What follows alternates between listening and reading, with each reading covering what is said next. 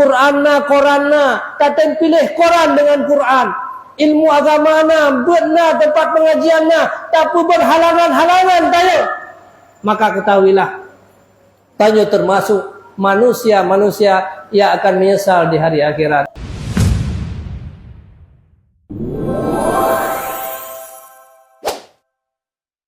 Saudara sekalian yang seiman dan yang seagama, buta tupu dan buta sadari, tanyonyo rohaniah rusak.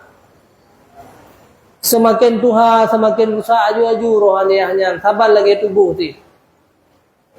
Monyo tubuh yang kena penyakit uronyo tak biarkan hana tak ubat, dia akan binasa, akan menyesal nanti. Rohaniah menanti. Monyo roh kira-kira uronyo hai ini bedah tinggal malam. Tinggal malamnya adalah tinggal malam yang sangat dekat tanya dengan Allah. Allah selalu mengutus malaikat untuk melihat hamba-hambanya di tengah malam. Subuhnya naik dah bedah lek tayo. Manok mentangkai bedah bawa dia subuh. Tapi tayo hai dah bedah. Padahal itu lat tayo ngam manok. Manok tengah malam di tirai dua lo. Tapi tayo hai dah bedah. Nyan tanda hai dah bedah karena rohaniah tayo garusak.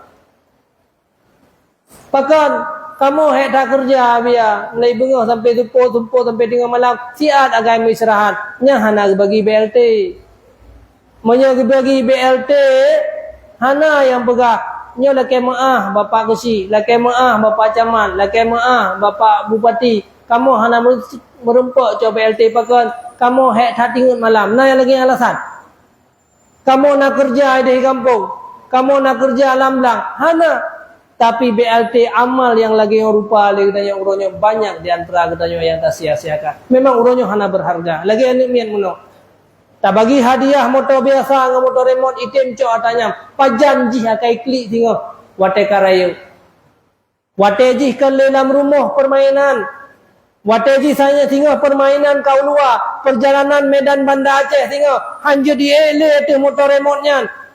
Ikan le matauro, dirah le ujun. Tapak-tapak bak watenyan baru ikli oman rugo talon zaman gebagi motor biasa motor yang hebat-hebat gebagi Alphard Innova zaman na gebagi di kampung lon halon pilih ataje lon pilih motor remote nyo menansi uroyo Quranna taten pilih Quran dengan Quran ilmu agama na benar tempat pengajian na tapi berhalangan-halangan tayo maka ketahuilah tayo termasuk manusia-manusia yang akan menyesal di hari akhirat. Innal ilma nepegani Rasulullah la yulhimahu alal asida wa yuhrimahu alal ashqiya. Tiga tu abia ulang.